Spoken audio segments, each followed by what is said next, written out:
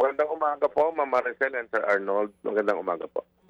Sir Mar, sa 22 jeepney operators and mga drivers association na nakausap, papaano po pinili yung mga jeepney? Kasi I understand nasa 1,400 plus yung mga jeepneys na ini-hire ng City of Manila para dito sa libreng sakay. Paano yung pagpili doon sa mga operator at doon, yung po bang mga merong sariling jeep at sila rin yung operator, nandun din po sila nabigyan ng pagkakataon? Opo, nung nagpatawag po si Mayor Isko, unang-una nagpapasalamat po tayo kay Mayor Isko dito sa kanyang programa at napakinggan po tayo na dapat ang gumagawa po nito ay yung national dahil sila yung mas maraming budget. Ganun pa man, nagpatawag po si Mayor Isko ng meeting kasama po yung mga panguluhan ng bawat ruta at nag-alok nga po ng libreng sakay pero kahit papaano ay pili lang din. So hindi po out of 60 units doon sa ruta po namin ay 25 units po yung nakasali po. Okay. Doon paano pala malalaman ng mga taga Maynila na yung jeepney na sinakyan nila ay bahagi ng libreng sakay, pero yung iba rin ay hindi naman? Meron po bang marker, may tanda na ibinigay sa inyo? Po, meron pong tarpaulin na nakalagay po libreng sakay. At yun talaga ay may nakabantay din po ng mga MTPB o yung kanilang mga traffic enforcers para po alam kung alin po dito yung mga libreng sakay at hindi po libreng sakay. Kumusta po yung unang araw kahapon? Anong mga report galing naman po sa inyong mga hanay ang inyo natanggap? Doon po ba sa halaga na 3,000 pesos? Sa yung na yon, sa yung diesel na yan, sa yung, ikaw na magpapagasolina niyan o hindi? May pagasolina rin? Ganito po yung dun sa 3,000 pesos po, 1,000 pesos para dun sa diesel, 1,000 pesos po para doon sa operator, 1,000 pesos po para doon sa driver. Kaya lang ho, dahil po sa maghapon yung biyahe, medyo kapos po yung diesel. Siguro ho, pagka nagkaroon na ng payout, ang mangyayari na lang po dito ay kung magkano po talaga yung natira. Kasi ang gagawin po, kung makakailang ikot kami, magkano yung ikinarga, yun po ang paghahatian ng driver at operator.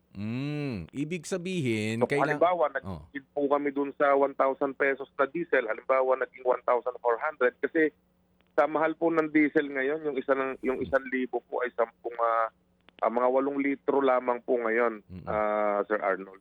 Yun nga yung sinasabi ko na medyo mataas din talaga yung magiging gastos. Kaya meron po bang iba na pinaikli na lamang din yung kanilang pagbiyahe, 'di ba? Para secured na itong kita ko naman din.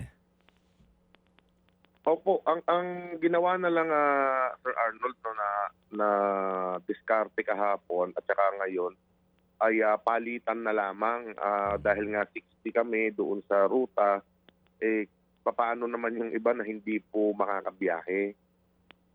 So yun na lang po ang diskarte na ginawa namin. Okay, basta Naging alternate na lang po yung biyahe. Doon sa ibang mga ruta po, dire-diretso po ang kumbaga parang experimental lang yung ginawa kahapon na kung kikita po ba talaga doon sa halaga na ibibigay po sa atin. Okay. Sir Mar, si Maricel po ito. Yun pong sinasabi ninyo na 8 litro ng diesel na nabibili ng 1,000 pesos. Ilang oras po yun na biyahe? Mga Ma'am Maricel, siguro doon sa ruta po namin mga tatlong balikan po yun ang nakukonsumo namin doon sa 8 litro na yan. 8 litro po doon sa 3 balik. So kapos po talaga. Nag-a-adjust na lang nga po kami kagaya ng sinasabi ko kanina. Yung tig 1,000 kami, magdadagdag kami ng tig 200 pa na kakaltas doon para ho pandagdag po sa diesel. Kasi po, minimum po 20 to 30 liters a day po doon sa maghapon simula alas 5 o alas 4 hanggang alas 7 po ng gabi, Ma'am Maricel. Nako, pero yun pong, kung ordinaryong araw na hindi po libreng sakay, yung 3 balikan na yon, magkano usually yung kinikitan nyo? Kaya bang punuan yung 1,000 pesos? Yung nung hindi pa ganito ang krisis, Oo. umaabot po ng halos 20 liters po, mga 18 liters yung naikakarga namin sa 1,000. Kasi nga Mm. po, mahigit 120% na yung itinaas, Ma'am Maricel, nung presyo ng petrolyo, kaya doble na. Doble na Mm. po. Kaya yung kalahati po na yung kita namin, talaga pong may pang-aabono na o nagagamit na doon sa pagtaas po ng petrolyo. So, may nabanggit po kayo kanina na ang original plan, 1,000 pang diesel, 1,000 pang operators, tapos po 1,000 pang driver. Pero dahil nga tatlong balikan lang yon, baka maghati kayo ng operator-driver doon sa possible na kita. So, magkano po talaga yung masasabi natin na malinis na kita ng mga driver mula po dito sa libreng sakay? Nasa 600 po siguro. 600 Kasi pesos. wala pa naman pong payment na Oo. na nangyari kasi sabi nga namin kahapon hindi naman lahat bumiyahe ng diretso kaya Mm. naghati po. I So see. usapan na internal na po namin 'yon. Internal na po Oho. namin yung usapan na 'yon. So maaari pa pong mabawasan 'yon. Pero paano po yung sistema ng pagbabayad ng Manila LGU doon po sa mga nakasamang tsuper dito po sa programa? Ang pagkatapos po ng programa dahil 5 days nga lang po ito, Mm. ibibigay po 'yun ng buo naman ng LGU. Cash Mm. po niya ito ibibigay po sa amin. Kung ilang jeep at kung ilang araw, yun po yung computation po doon, Ma'am Maricel. So isang bagsakan. Pero habang wala pang Isang ibinibigay bagsakan yung po. LGU, kumbaga, kailangan nyo ring magbayad Abono pa muna rin. po kami. Oo, Opo, abono opo. muna kayo. I see. Opo, opo. Okay. So, gaano po kalaking tulong, kaimportante, itong ganitong mga klasing programa? Masasabi ba natin that this is better compared dun sa mga ibinibigay na ayuda, kumbaga? Opo, kasi ito, arawan po, nakita namin ito, lalo na kung tatagal pa yung ganitong presyuhan sa merkado nitong petrolyo. Kung mabibigyan po kami 1, 2 buwan na ganitong klase ng programa, lalo po ngayon, Ma'am Maricel, na bakasyon at konti po ang pasahero dahil wala nang pasok, yung mga estudyante, malaking bagay po sana ito, parang sinubsidize yung biyahe talaga namin. Kumbaga, Kung nagtataka lang ako, ang sabi ng presidente ay may libreng sakay sa buong Pilipinas, hinahanap na po natin kung nasaan na po yan. Dahil mm, sabi niya lahat daw ay makakasama, pero kahit isa wala pa po. Nasaan yung pondo para dito? mm. Oh. So, ibig sabihin po, as we speak, wala pa pong nakikipag-coordinate sa inyo from the national government para po sa libreng sakay. Wala pa po, Ma'am Maricel, kaya maganda pong pagkakataon itong interview ngayong umaga na nananawagan tayo sa ating presidente, sa ating acting secretary Lopez Banoy, sa LTFRB kay Chairman Bigor na i-roll out na itong libre sakay na ito kung ang sinasabi ng Pangulo lahat ay makakasama, malaking tulong po talaga ito at mababayaran kami at least kada linggo. Kasi wala naman po, hindi po kami kayang bayaran ng araw-araw niya. Sir, yung 600 Kumbaga pesos, matrabaho kung araw-araw po kami babayaran. opo, yun pong 600 pesos na sinasabi po ninyong malinis, nakikitain nyo mula po dito sa libreng sakay, paano po natin siya ibabangga kung halimbawa bumabiyahe kayo on your own? Kasi ngayong araw, nagpatupad na naman ng panibagong dagdag presyo sa diesel. So, kung susumahin natin, magkano na lang po yung malinis na kita ninyo kung halimbawa bumiyahe kayo ng sarili ninyo at walang Ma'am, subsidiya? ito, opo Ma'am Maricel, Sir Arnold, tatapatin ko po kayo. Yung diesel po na yun, wala pong lalabas kami ng alas 5, alas 9, ubos na po yun, hanggang alas 10. Yung fuel po na yun, kung iikot kami.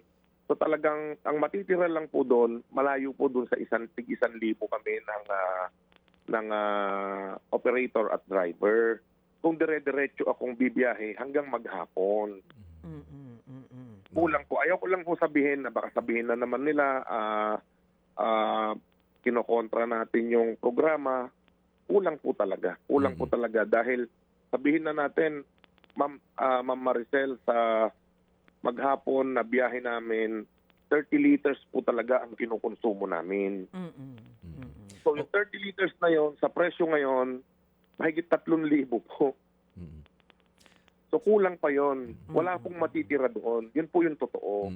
So Sir Mar, Yun po yung totoo. oo, Opo. dyan naman po sa inyong grupo nga. Of course, kahapon nga, nasinimulan na natin itong libreng sakay. Sinasabayan nyo na rin ang pag-aaral kung papaano nga yung magiging diskarte. Oo, kung sakasakali na magtuloy itong libreng sakay, tama po ba na kumbaga ay kayo rin on your own, kailangan parang merong magkokontrol nung para may dispatcher o yung mga jeepney para kontrolado lang rin yung ikaw muna ang kikita, ikaw muna ang babiyahe para balanse yung maging kita para sa lahat ng mga eligible na sa libreng sakay program.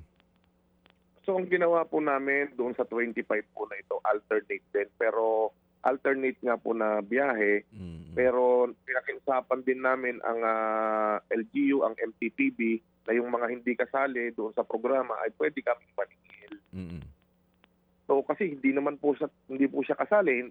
Halimbawa, 60 nga po yung Sir Arnold, yung unit namin doon sa ruta na yon na kung saan merong akong jeepney. Kung 25 lang po yung nakuha, paano naman po itong mahigit sa kalahati pa na hindi po nakakabiyahe? Hindi naman po pwedeng tumigil din sila. So, baka naiintindihan ko po yung sinasabi ninyo, yung isa pag-alis, libre, yung isa may bayad. Kaya lang po kung nasa pilahan kami, siyempre maghihintay po yung pasahero doon siya sa libre sasakay. Hindi doon sa may bayad. So, medyo mahirap. Medyo mahirap din po. Yun. Kung sakasakali nga, na hingan din kayo ng report kung ano yung nakikita nyo mga problema, maganda rin siguro na mai-report yan. Pero kayo po ba ay nagkaroon ng pagkakataon? On the spot po. Opo, Sir Arnold, on the spot, yung MTPB po na nagbabantay doon sa ruta ay nakukuha na yung report na yan. Sila na po ang nagsasabi sa LGU na okay ito, maganda, pero hindi kakayanin kasi nga iilan lamang yung naka-enroll po. Yes. Okay. Nagkaroon po kayo ng pagkakataon ba na makausap mismo si Mayor Isko dito sa libreng sakay program na ito? Yung mga presidente po nung bawat ruta po, yun lamang po ang nakapunta po doon nung time na yun. Yan. Opo, Kasi nga... hindi po ako nakasama mismo. Yung pina-attend po namin na presidente namin, doon sa ruta, siya na lang po ang nag-report din sa amin kung ano yung programa at kung paano yung scheme nito. Kaya po, naintindihan din namin. Hindi naman po namin pwedeng sabihin na ayaw po namin. Yes. Ayan, pero I understand, pero ganito nga po, Sir Mar, of course, hindi kaya naihirit din, na-follow up question kaya Mayor Isko na 5 days lang po ba talaga? Oo, yung kakayanin natin o meron ding inoobserbahan si Mayor Isko o wala naman siyang ipinangako na itutuloy na natin yan? Ang sabi po narinig ko lamang po, ang sabi ng ating butihing Mayor Isko, na ang sabi niya ay ito lang yung kaya ng budget. So, ito na lang po yung computation kung 1,700 po yan na mga jeepneys times 5 days times 3,000 pesos. So, malaki-laki rin po talaga. Yan, kaya nga... Iabono, ilalabas nitong Manila LGU para bayaran po itong mga kasamahan po nating jeepney drivers at operators. Oo. At dahil nga po sa sinimulan na ito dyan sa Manila, meron din po bang mga report kayo natatanggap mula sa ibang panig pa ng Pilipinas kung meron bang na-inspire o nakikipag-usap din na LGU na magkaroon naman ng libreng sakay program sa kanilang mga lugar? Kami po, Sir Arnold, syempre gusto namin pero yung LGU mukhang takot yung karamihan na magpaluwal ng ganito kalaking pondo para po doon sa libreng sakay. Baka wala din po talaga silang kukuhanan para bayaran itong libreng sakay program po na ito doon sa ating mga drivers at operators. So yung sinasabi po ng DOTR ng ating presidente, Ferdinand Marcos Jr., yun po yung hinihintay po natin sa ngayon. Na alam natin na bilyon po ang pondo na ilalaan dito. Hindi ko lang alam kung bakit hindi pa niro-roll out dito. Sir Mar, kamusta na yung bigayan ng ayuda for jeepney drivers? Kasi di ba nagkaroon din ng problema sa listahan? Sa inyo pong grupo, kamusta? Ngayon po may mga unti-unti pong nakakakuha doon galing po doon sa LTFRB o doon sa Land Bank, pero marami pa rin po ang hindi nakakakuha. So yun po yung gusto nating tanungin sa LTFRB. Kahapon kausap po natin ang tanggapan ni Senadora Loren Legarda dahil nangumusta sila at nag-follow up sila sa LTFRB. Sana ma-follow up po ulit today na marami pa po ang hindi talaga nakakatanggap. Sa LTFRB pa lang po na budget ito. Yung sa DSWD, marami pa po ang hindi rin nakakakuha. Kasi po, nung nagpasa kami ng listahan sa LTFRB, si LTFRB dadalihin din po pala niya sa LGU. Si LGU naman, humingi din sa amin ng listahan, pabalik-balik, kasi araw-araw may hinihingi po silang iba-ibang requirements sa amin. So, kalbaryo po talaga yung dinaranas namin, Ma'am Maricel, Sir Arnold. Kasi kung di ako nagkakamali, pang-4 na beses o 5 beses na kami nag-submit sa ibang LGUs.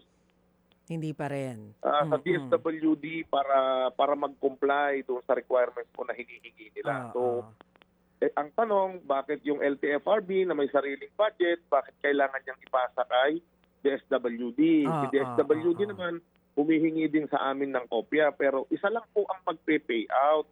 Parehas naman pong may budget yung dalawang ahensya na yon para ibigay po sa ating mga tsuper at operator. Sige po. Nako, Sir Mar, ramdam po namin ang problema ng mga tsuper. Kami nga na mga ordinaryong hindi naman namamasada, nararamdaman yung pagmahal ng petrolyo, di lalo po kayo. Pero maraming salamat po sa inyo, Sir Mar Valbuena, ang chairperson ng Manibela. Mga kapatid, para sa iba pang mga balita at impormasyon, sundan niyo po kami sa X, Instagram, Facebook at syempre sa TikTok, True Network PH. Mag-subscribe din po kayo sa aming YouTube channel, True Network. May website din po tayo, truenetwork.ph, at pwede nyo rin po kaming mapanood sa Channel 19 ng aming True FM TV. Lagi pa rin makinig sa radyo dito po sa 105.9 True FM dahil dito, laging true sa'yo, kapatid. Dito tayo sa